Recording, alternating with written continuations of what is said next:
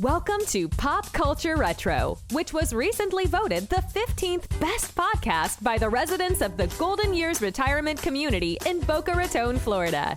Each show will revisit some of your favorite pop culture memories with insider and outsider perspectives.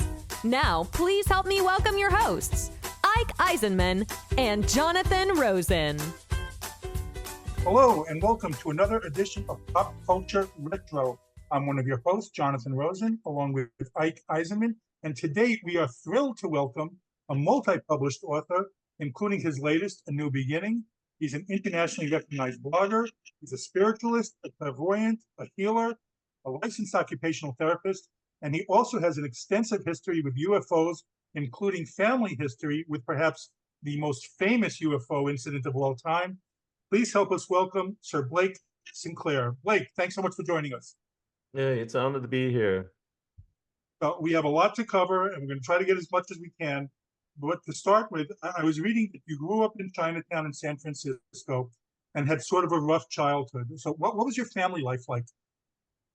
Well, family life was kind of rough because my parents, well, my mom was an immigrant and, surviving from the communism and coming to America, she had to face a lot of challenges. And so, back then they didn't have a lot of psychology adult courses back then. So I got taught the old way. So you basically had to obey and and listen, otherwise you get a big spanking. But yeah, I mean, I'm sure many parents are like that, but they were also kind of dysfunctional. I mean, it was very tough to see that. And so they had a tough time with their own relationship, and then they had a hard time raising us up too. I mean, I think my father was a sergeant in the army, and so he's a tough guy. He wasn't even afraid of gangsters. Back in the old days, they used to have gangsters in Chinatown. They had Wild Chings, and the different gangs would fight. And one time he got robbed, and he even scared the gangster and chased the gangster away. He's a tough guy. So you can imagine how that kind of environment is growing up with a very strict father and a very perfectionist mother. How many siblings were you? I had one brother and I had one sister. And myself. Well, you were very involved in martial arts as a kid. Now, was that a big part of the community? And who were some of your favorite martial artists on screen back then? Oh boy, I can tell you the biggest martial artist is Bruce Lee. In fact, Bruce Lee and I were born in the same hospital in Chinatown. In fact, he lived nearby when the parents they were performing in Chinatown. I think the father was a Chinese opera singer and entertainer. And they were like next to Chinatown. I lived a block away. And I think 1964, there was a big fight between Bruce Lee and Wang Jackman. And it was a kind of private fight. And Wang Jackman used to live next door to my grandfather.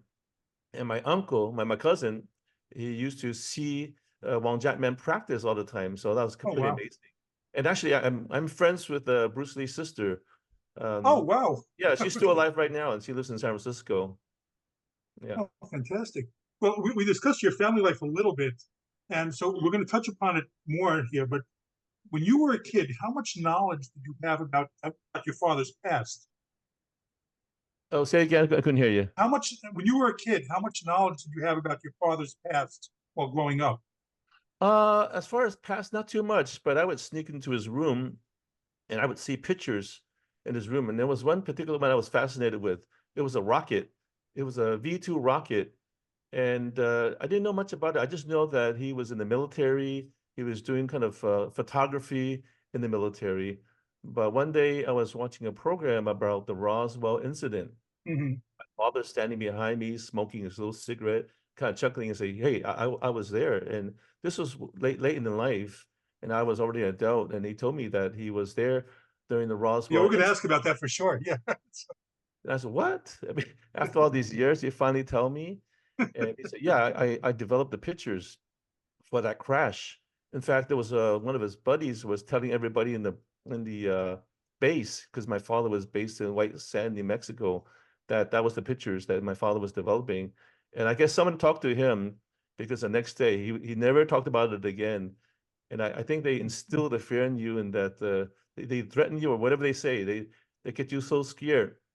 Even for my father, for him to tell me that he developed the picture, was probably hard for him to do. And I'm sure he was felt kind of good about, finally telling me after all these years. But I know there's probably a lot of things that he didn't tell me. But I did do some research, though. I talked to my brother, and he told me that my father would see Wernher von Braun at the base. And Oh, he wow. is like the top Nazi Mhm. rocket scientist. And I guess during the war, they surrendered a whole bunch of the scientists. They went over to the US. And he was there at the base there when my father was there. And he was the founder of NASA. He sent up the first satellite to the space. And because of that rocket technology, the V2 rockets, they eventually used that same technology to get a rocket into space to land the astronauts to the moon. Hmm. So very historic. And then I found out from my cousin that about a year ago that my father spoke German, and that I didn't know anything about it. I heard it Wow. now and then. And so I'm wondering, that he actually talked to von Braun, or did he work with him? So it makes me wonder. And later on, I found out that he worked for a German company when he got out of the military. So it's really fascinating, his background. I think there's a lot of stuff that we don't know about him, but we can kind of estimate, because he was involved in taking pictures of top secret things. He would Yeah. take pictures of like the V2 rockets. He would film them too. And so he developed the pictures, he saw the pictures, and I'm wondering if he actually even videotaped the crash scene, Mhm. and took pictures, because that was his job. And he was based at White Sands, New Mexico, which is not too far from Roswell. So there's a lot of mysteries around that.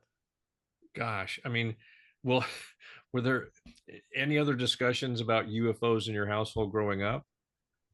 Those are the kind of topics we don't talk about. I mean, my, Yeah. my father was pretty straightforward, but I remember, I mean, I had my own encounter when I was a child. I was in a farm in Fairfield, and I was lost. I was missing for an hour. And then all I remember is going back to the farm. But years later, I had a hypnotic regression during a class, and all of a sudden, I see myself with these beings, and they weren't human beings, and they were extraterrestrial beings, one on each side. They were pretty tall, and then that kind of makes sense, because throughout my life, I was always fascinated with the stars. I'm always looking up there I feel a yearning to the sky and the stars, and I'm collecting things, fascinated with ufology, and that finally explains it. I mean, that I had this encounter of this lost time. Hmm. And I always have a lot of friends from all around the world that seem to have connections, or contacting experience, or even have memories of being in the UFO. I have so many fascinating friends that I mean, I could write a whole book about it. It just all happened recently. This part of the ufology was kind of dormant in my life for many years. I kind of like got into the world of writing and spirituality, and forgot all about that. But then I didn't realize that my family's secret, which I just came out recently about, people were interested in it. And then so I started talking more about it. So I started researching more about it. And the more I researched, the more fascinated I was, because there was a lot of people there at the base during that time of the crash. And there was also I think Lieutenant Philip Corsell. He was Mhm. there. He wrote a book about the day after Roswell, and he went there and got the technology from the spaceship, and that kind of changed our technology in terms of fiber optics, in terms of laser integrated circuit boards, and so forth, and even bulletproof vests, because of what they found in that UFO crash. So if my father was there filming or taking pictures, he might have seen these people or interacted with them. And I believe that Lieutenant Corsell was the head of the missile department. And my father was filming those V2 rockets. And so he might have taken orders from him even. So it's part So, of history. And so I mean, I think that's fascinating. yeah, And, so go go ahead. ahead. I'm sorry. Go ahead. No, and then also, the first atomic bomb was released in White Sands, New Mexico. And that in itself is kind of historic, because whenever these things happen, what astronauts have noticed, there's one astronaut, I think he lives in the area in New Mexico. He mentioned that there's usually some kind of extraterrestrial UFO, or UFO flying nearby, monitoring these kind of things. Hmm. And there was even a crash, I think 1949, or even somewhere in that time, 1940s, that was witnessed by the Lieutenant Carso, and he even talked with the extraterrestrial being in his book. He mentioned about that. So I'm I mean, curious he when was you there. Yeah, go when ahead. your father brought it up to you, talking to you about this thing the first time. Did he? What was his demeanor like? You said he was like a little bit scared to discuss it. Even Well, then, I wouldn't say scared, but I have a friend that I met that was also doing top secret things, and she said that they make you sign this agreement or contract, and if you talk about it, they can put you in jail basically, or they can threaten you, and that they can do worse things to you. So whatever they did to his buddy kind of frightened my dad that he didn't want to talk about it. So I mean, he just mentioned the minimum, and then he kind of dismissed himself after that. But he's been a long-term listener to the Arc Bell radio.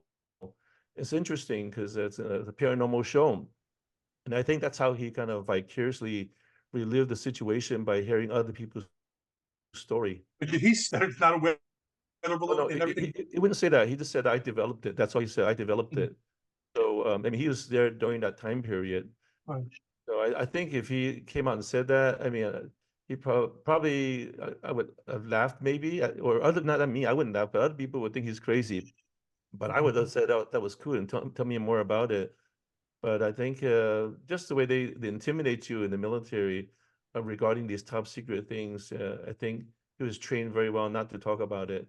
And even this person that I met told me about it, but it took a long time to convince the person to share the information that she shared.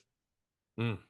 Well, I mean, I just in thinking this through, of course, I've been fascinated by this since I was a kid myself. And amongst obviously many people, but hearing you tell the story in this way, that level of intimidation that was thrust upon your father and everyone involved leads me to believe that this is all actually really real, because otherwise why would they be so threatening and harsh about the potential ramifications if you do That's talk right. about it? So it's a weird way of saying, yeah, I mean, something real definitely happened, because otherwise why would you have to shut people up over it?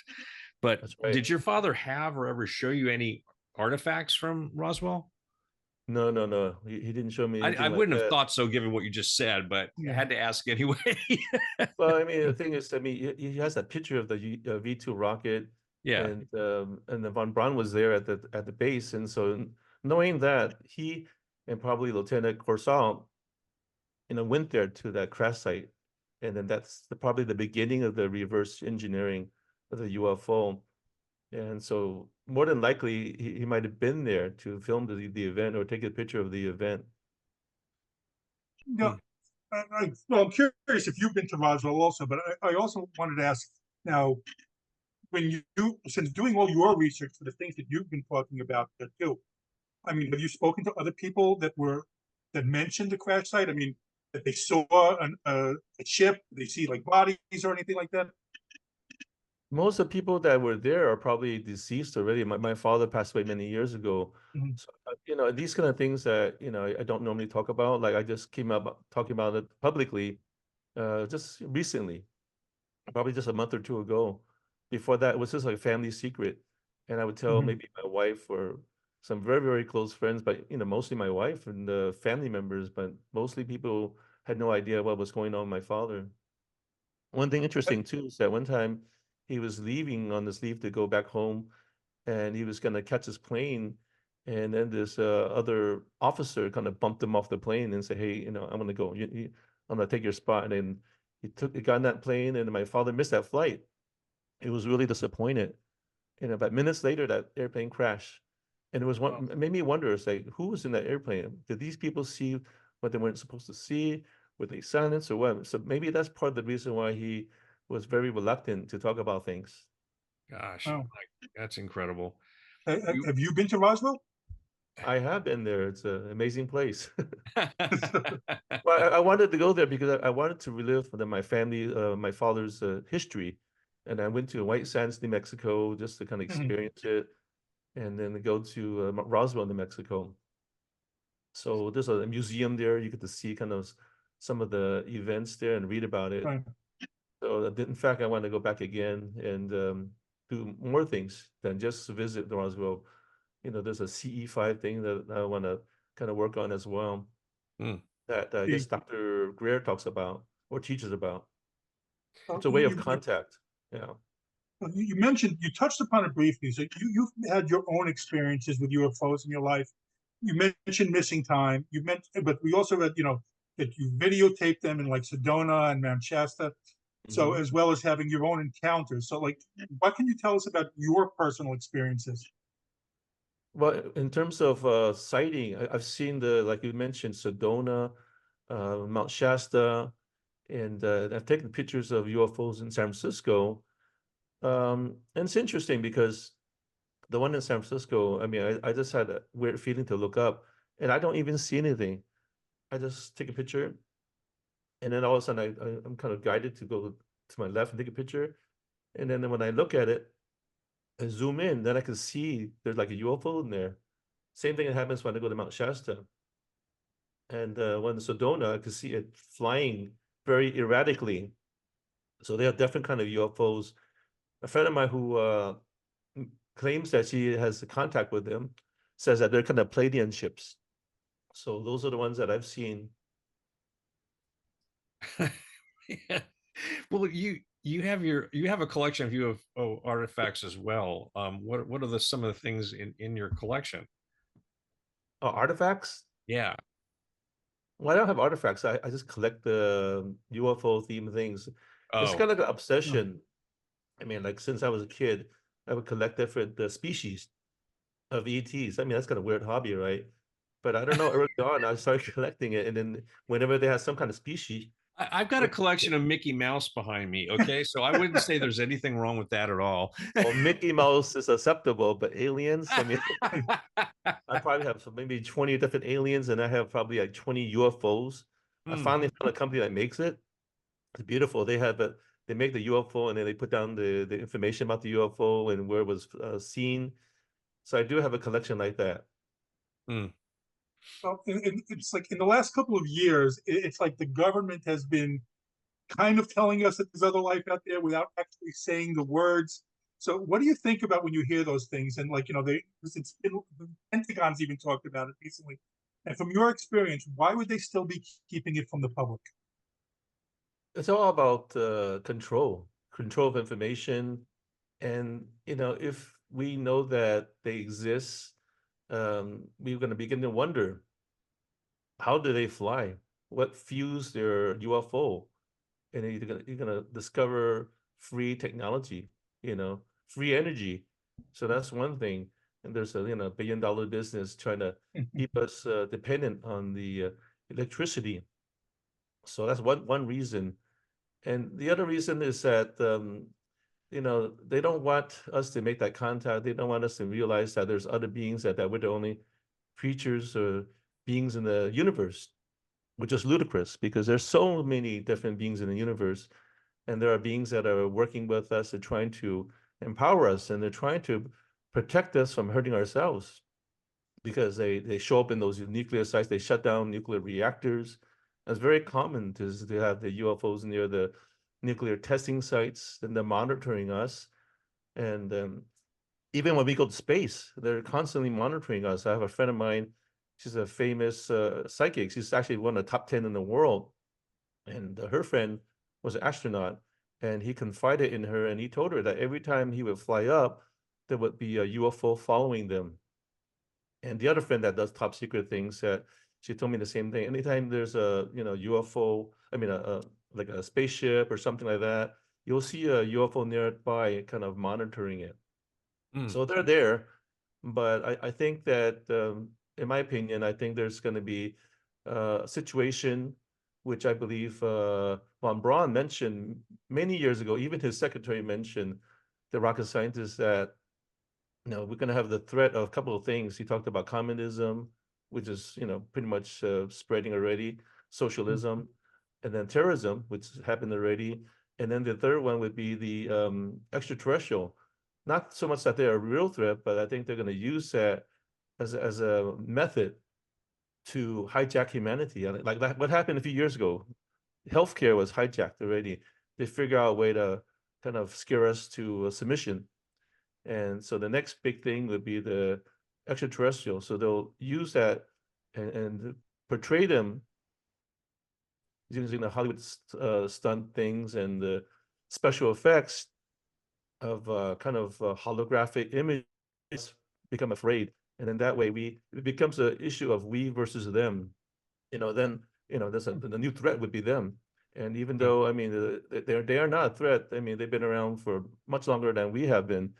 If they wanted to destroy us, they could have destroyed us many years ago. But here we are, we're still here. And you have them trying to warn us about the nuclear bombs and testings and so forth, or deactivating them, or they come and try to deal with us to help us to plant information of greater awareness of our planet so that we're more concerned about our planet. So more of a positive, a unifying thing for the planet. I mean, there are the negative ones as well that are kind of behind the scenes that are manipulating things, orchestrating things, and feeding off negative energy of fear and anxiety, so forth. So there's two sides of it. There's two battles of it. And then we see the same thing even in the crop circles. I was watching a program the other day, and there was a researcher who went into the crop circle, and I guess they've been coming all over the world since the 1970s. And so she went to different shapes of the crop circle, and apparently they have different energy. Some of them you feel very positive, and you'll go to another one, and it just feels very negative. And so what tells me is that there is this kind of intergalactic thing going on. I mean, we have the white light and the darkness, and we have these angels and demons, and then we have these kind of a positive ETs, and then we have these negative ones too. And I was kind of analyzing those crop circles. What's the message there? To me, the message is that things are systematic. Even these beautiful things like these crop circles are so beautiful, systematic, and mathematical. You would think that it would be consistently kind of higher consciousness and about love, but it's not always about that. You have some species that are really towards unity and about helping support humanity. Then you have these other ones that are kind of putting energy out there to kind of make us feel negative and not feel well, and kind of create kind of chaos and this harmony and entropy. So my take out of that is that same thing that's happening in the world. The world seems like they create all these scenarios or these situations that seem so perfect, and then we follow or we comply, and only find out that these people who are orchestrating these things behind the curtain of Oz are not doing things in our best interest. So we have to be a little bit more awake and more enlightened, and be able to tune into our feelings and our intuition. Because if we don't, we can't feel these things, and we won't know these things. And it's easy for humanity, to be manipulated, especially in this world now with the AI and artificial intelligence. And we don't know what reality is anymore. Whatever they kind of put down as a script, they'll create a scenario. It looks so real, but if we just follow it, we're going to walk to the path of destruction, chaos, and fear, and anxiety, and death. And that's the kind of, we got a sneak preview a few years ago when this pandemic happened. And so, we're going to have another situation in the future like that. Unfortunately, they're going to try to hijack the ETs to kind of use as a propaganda. But if we wake up and realize that, we can kind of hopefully alter that from happening, with our consciousness, with our awareness, with our actions, and so forth. Well, how have your experiences, including having a difficult childhood, helped change you to the adult that you are now, including being, as you describe, an empath? I think when you're in a situation very toxic, it kind of brings you down. It makes it hard for you to see the world. And for me, and I was kind of very frustrated. I had a meltdown process. At one point, I said to myself, why bother living when you have so much emotional turmoil, feeling depression, feeling anxiety, feeling anger? Why was I born in this family?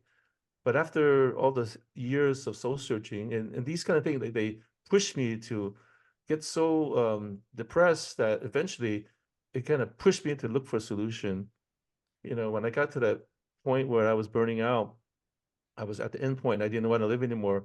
Fortunately, my mom got that cue, and then she was able to come to my rescue, along my sister to support me. And Asian families don't usually, at least back then, they don't show their love and support and hugs. It's a very what do you call it? Family with no emotions. I'm a very emotional person, like kind of like a Italian. I speak with my hands, and my parents are not like that. They're very stoic, and they tell you got to rough it out. But my mom's love, my sister's love, kind of gave me hope and the glimmer of hope to move myself forward, to study, to find solution to end my suffering. I didn't want to be like that for the rest of my life. I wanted to be happy. So that pushed me on this kind of life journey to find methods to end my suffering. I studied everything. I got help from the medical system, alternative system, holistic system, everything I can find to help end my suffering. Through that process, I became much more peaceful, much more happy.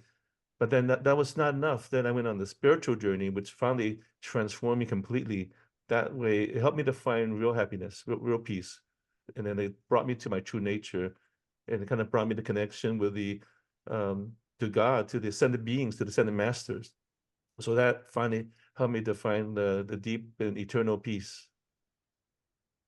When we post these interviews, we don't know when people are going to watch them. So, but presently we're in the year 2024, and in the Chinese New Year, what symbolism can we use to make this like a year of manifestation and change? Well, this year, Lunar New Year, is the year of the dragon, the wood dragon. So dragon is a very auspicious creature, a being. In fact, I wrote about the dragon. There was a dragon encounter with the Yellow Emperor. But going back to answer your question, so the dragon represents kind of like success, manifestation. It's a good time for a new career, doing businesses. And this year, the universe is supporting us. We're getting more energy from the universe supporting us. The wood dragon, the wood is part of that 5-element theory in Chinese medicine. And the wood is like a tree. Tree represents growth. So everything's growing and prospering. And then if you burn wood, it's a kind of transformation. So it's a year of transformation, year for change. So I think this is the year of manifestation. So focus on a vision of manifesting reality. But going back to the dragon, it's interesting because it goes back to a couple of thousand years ago into China and to the Yellow Emperor. A lot of people say the dragon is a myth, and they also say the Yellow Emperor is a myth. I actually met the direct descendant of the Yellow Emperor at a conference I was presenting at. I was presenting at a Taoist conference in Oakland. And one of the person that was watching my presentation was a really good-looking guy, beautiful long hair, and he wore a yellow robe. He looked like a kind of Asian Jesus. And afterwards, they had like a VIP banquet, and I went to that banquet, and I actually sat next to him, but he didn't speak a whole lot of English, so I got a translator. There was a guy next to me. He was Dr. Wang, doctor of acupuncture. He spoke fluent Mandarin and English, so we had a conversation through him, and I just felt his energy. I could feel his royal energy, and I was fascinated with it. I didn't know anything about him, so he was kind of curious. How did I pick up that energy? We start talking, and then it happens that he has this thing called a dragon pearl. A dragon pearl, if you look at Chinese art, there's always a dragon, and there's like a little ball, a little pearl. Well, that's the dragon pearl, and that was given to his great descendant, with basically the Yellow Emperor. Yeah, he was given that pearl from the dragon, some kind of dragon being. I don't know, it's an extraterrestrial being, but it's some kind of dragon being. So this emperor who was responsible for unifying China, he was responsible for the Chinese medicine, qigong, feng shui. He set the foundation for a lot of cultural things that influenced China, Asia. A very high enlightened being, did a lot of spiritual alchemy. So at the end of his life, the last year he decided to ascend. He met this dragon being. The dragon being gave him 7 of these dragon pearls. They're very powerful. They can activate and open your third eye.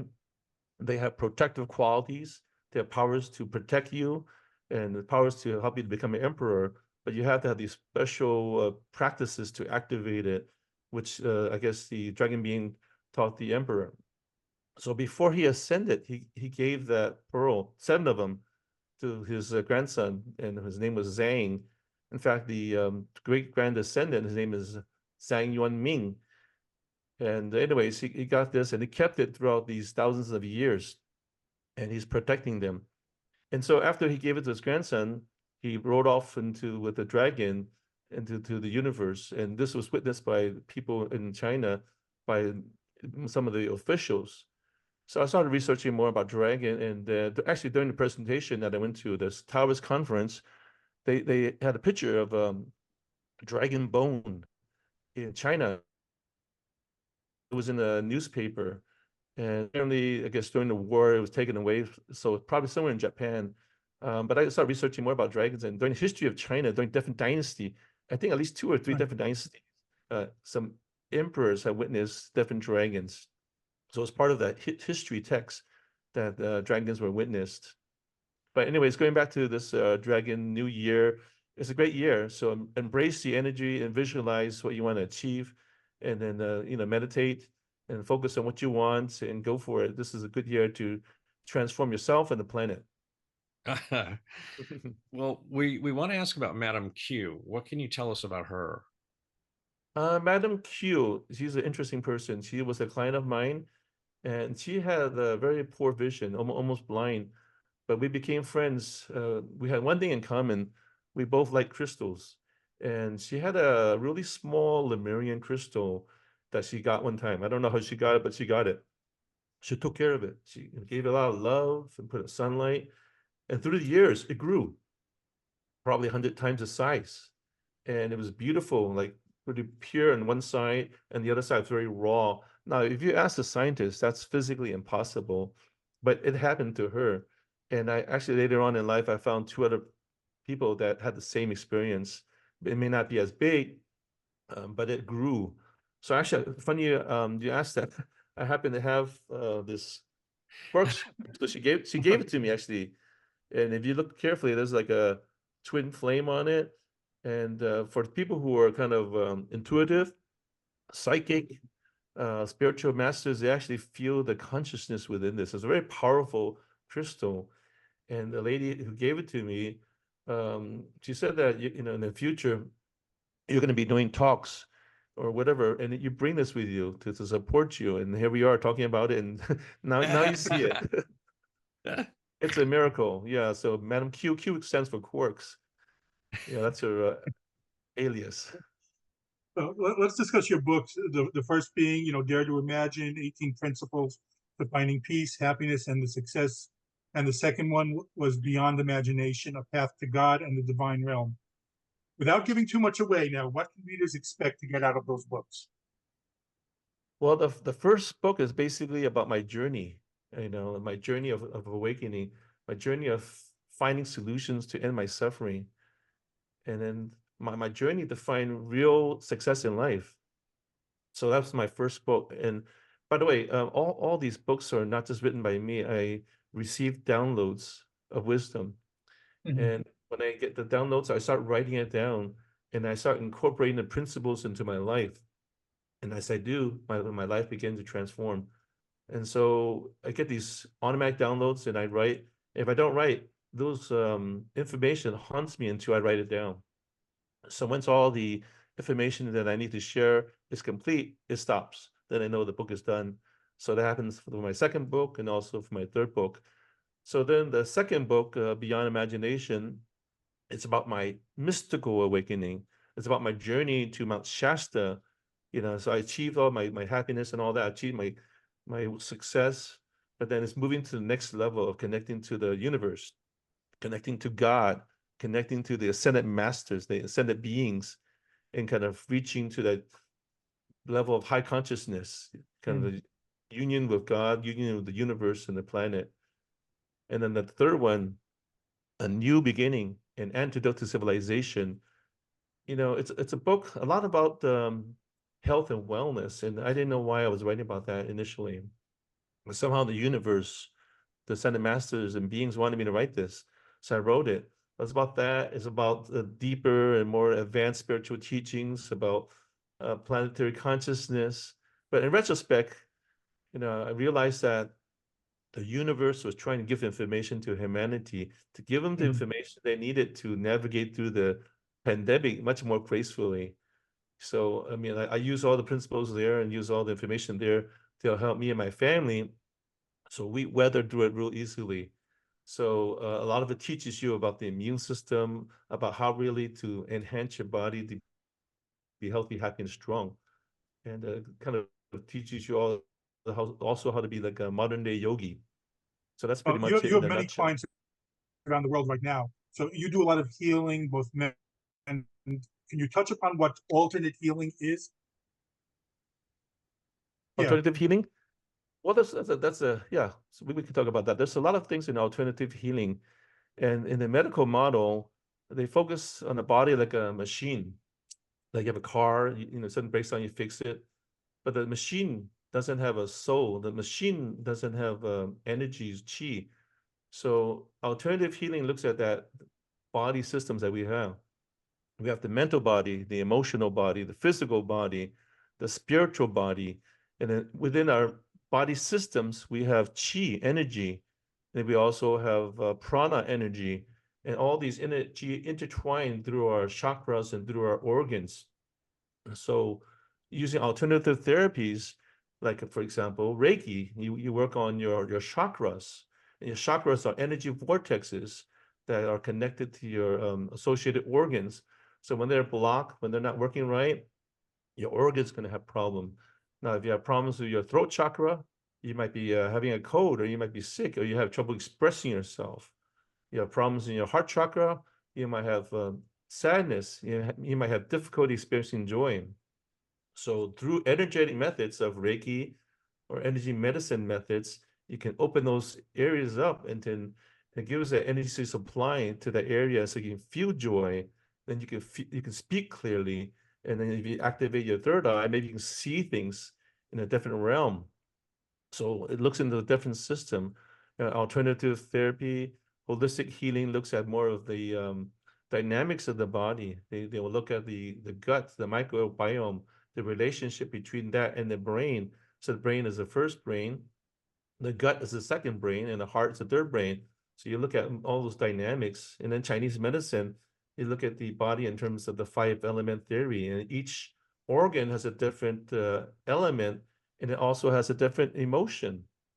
So, I mean, if you're just treating with medicine, you're kind of not even treating the person, because when we have problems, like when I had a problem, I was young, the anger, when you have anger, you internalize it, and that anger goes to your liver, your gallbladder. And then if you have trouble with letting go of things, grief, it's affecting your lungs. So you might have end up having lung cancer. So depending on where the issue is, our emotions get recorded in different organs. And to release that, sometimes you need like body work. I have a friend that's really good at that, work on releasing the emotions trapped within the body. And there's like a technique called Qine Gong that a friend of mine does. And you actually massage the different organs to release the qi, to release the emotion that is affecting that organ. And through time, that stored emotion, if it doesn't come out, it's going to manifest in terms of illness and diseases. So you can see it's more holistic and more natural. And many times I find it more effective to do it that way. So versus a traditional way of just giving you some tablet to take. So I look at it in terms of more eclectic, diverse, and holistic way of healing. That way you get longer lasting healing methods. Well, as we said, you do a lot of mental healing as well. What do you offer as keys for happiness and longevity? Mental healing, Yeah. happiness. Okay, well, there's a lot of things. The firstly is that we have to stop looking for happiness outside of us. A lot of people, they want to find happiness in the social media. They want to find happiness in buying things. They give you temporary happiness, but the real happiness comes from within, just being happy with yourself and kind of allowing that the energy of the universe, of the God energy, of love energy to fill you up and to kind of give fruit to service. When you start serving and helping people, then you kind of get gratification within yourself. But when you have gratification, that helps to support your happiness. And then what you've put in your mind when you listen to what kind of music, if you listen to heavy music all the time, it creates your body a more acidic environment. And now if you think about negative things, you create a world, a realm of negative thinking, and then it creates this energy that's in your mind that blocks you from seeing the truth. But if you can learn to kind of still your mind and meditate and kind of bring yourself to reset, so to speak, you can get more, your body, your soul, the whole being gets recharged. And so having gratitude, living in love, living in service, and having a healthy lifestyle, exercising, that definitely helps. Using the three different components of exercise, which is the endurance training, which is kind of the aerobic part of it. Doing strength training, if you're depressed, having anxiety, lifting weights can help you feel better. And doing flexibility to protect you. And doing some form of qigong, because we have energy flowing through our body. And by working on the qi, it helps us to feel better too. Doing any kind of pranayama breathing, any kind of breathing exercises, they help to also calm your mind, balance your mind, and support your organs. So there are so many different things to do to help you feel better. And there's also supplements you can take. A lot of people are losing magnesium in the body because they drink coffee, they drink alcohol, or they're stressed out, or taking medicine. All these things pull that magnesium out of our body. We need magnesium to help us feel well. Magnesium deals with 300 chemical reactions in our body. So without it, when our body's off by 300 times. So we end up getting headaches, we get cramps, we feel depressed, anxious, our heart has irregular heartbeats. So if you get the magnesium in your body, the right amount, you start feeling more positive, you're sleeping better, less depression, less anxiety, more happiness. So it's a combination of getting the minerals we need, the nutrients we need, and staying away from processed food and sugar, because that makes your brain, your body more inflamed and more likely to get agitated or depressed or anxious. So what you put in terms of the physical part of it, and in your mind, and what you see, what you hear, try to put positive things, and then you start feeling better. And then living in a way that is not just about yourself, but think about others, how you can help others. When you start helping others, you start feeling better about yourself. You have more purpose and meaning in your life. The mental definitely affects the physical. Yes. What are you involved with next? What are you working on next, or what projects do you have coming up?